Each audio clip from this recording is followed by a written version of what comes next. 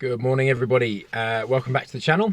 If you are a recent subscriber, then thank you very much for joining. Thank you for supporting me and the channel, that's really helpful, appreciate that a lot.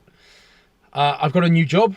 I am just about to start on another loft conversion. So I'm actually going to be working with the same team that sorted my loft conversion.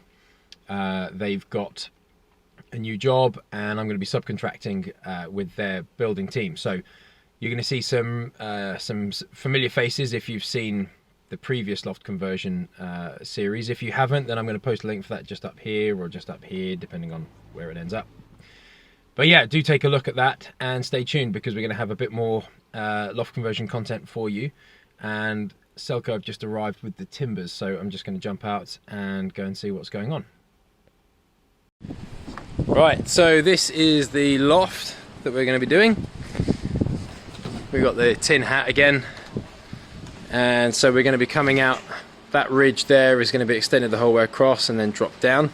So it's going to be a hipped roof to a gable roof, and then this hip here we're going to have out as a dormer sitting on this external wall here. This we're leaving as it is, so the new dormer will run across there like that, and that's going to be loft storage. They'll have a hatch through there. So this will be staying as it is.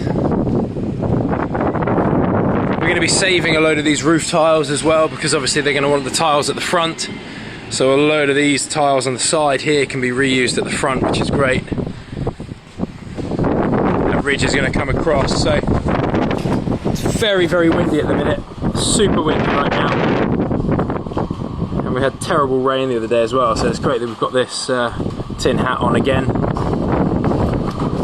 We've got the skip arriving now.